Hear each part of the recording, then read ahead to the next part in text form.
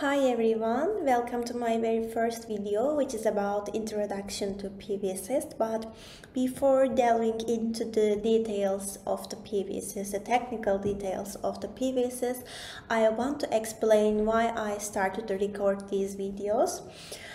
Actually, I'm a third-year industrial engineering student and I decided to move forward my career path with the field of the renewable energy, especially the sun power plants. But when I stepped into that field, I come to realization that there were not so much resources. I mean, not the resources that is related to academical one, that is related to academical research. It is not my point. I mean, there were not resources that teach the way that how people actually do their work. How engineers conduct their project. For example, what are the specific parameters that we have to take into account when we are designing rooftop or ground-mounted system? What is the sense behind the panel inverter compatibility, and so much details like that. But hopefully, I'm very lucky that I encountered with various professional engineers and administrators who work elaborately in their field. I encountered with these people in my internship and I tried to learn so much things from them, and I'm so grateful that our paths have crossed. And as for coming, the reason of the start to record these videos is to convey the information, transfer the knowledge that I learned from these people to you in an accurate, smooth and exact way, so that it can be helpful for another students or for another people who are just at the beginning of the ladder for this field, just like me. I hope it will be helpful and effective. Thank you very much. Hi everyone, again after a little break we can continue and delve into the details of the Pvsyst. But before going through with the details, I want to make an introduction about what is Pvsyst actually, what are the functions of this program. Actually, Pvsyst is a software tool that is used to design the solar power plant, solar power systems. And also it is used to track the performance analysis and to make energy production simulations for the solar power plants. And it is developed by University of the Geneva in Spain. And in order to comprehend the functions of the Pvsyst clearly, let me introduce the interface of the Pvsyst. Surely in our educative videos, we will move forward with the actual application, but since it is just an introduction video, I want to show you the interface of the Pvsyst in slides, and then we will move forward with the actual interface in app. This is the interface of the Pvsyst, and as you see, there is three labels called grid connected, standalone, and pumping. And before we start our project, we have to choose one of them in order to specify what type of project we are working on.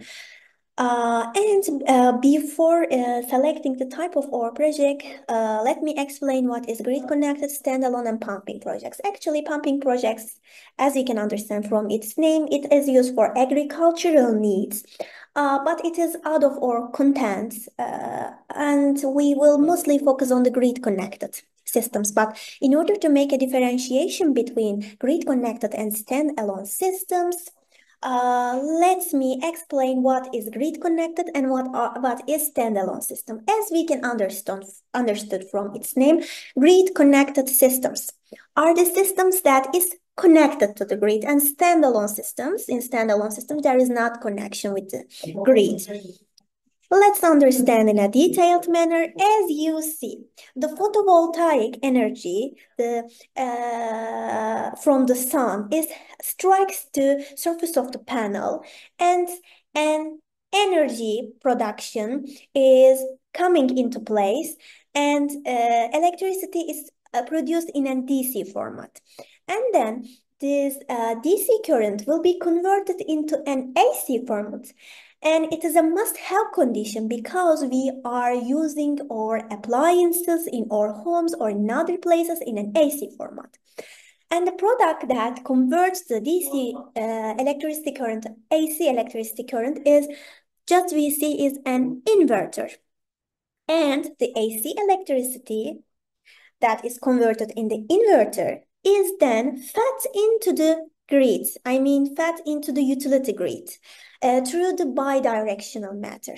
What is bidirectional matter? In another name, it is called net matter. Actually, just we can understood from its name, the bidirectional matter measures the amount of the energy in two ways. What I mean is the net matter measures the amount of energy that come from the utility grid to our systems and the amount of the energy that go through the utility grid from our system. And but we have to understand under what conditions we are importing energy. We are, I mean, taking energy from the utility grid, and under what conditions we are sending, we are exporting, electricity to the grid. For example, let's assume that we are producing not enough energy for our system. And in that time, we have to take some amount of electricity from the utility grid to our systems in order to compensate the level of energy that is needed for us. And in some conditions, in contrast to that, we are producing excessive amount of energy, the more than it is needed. And in that conditions, we can send the excessive amount of energy to the grid, again in order to compensate our energy level within the system. It is like a cycle, it is like a shopping between utility grid and our system. This shopping is called net metering. Actually, net metering is a billing mechanism that allow premises, the people or the companies who produces their own energy to offset, to balance their electricity bills by exporting excess amount of energy to the grid. I mean, the bidirectional matter, this device records the net amount of electricity consumed from the grid, and it subtracts the electricity that is exported, that is sending to the grid. And this net consumption, I mean the subtraction, this net consumption is what the customer, what the companies, what the people who produce their own energy is billed for.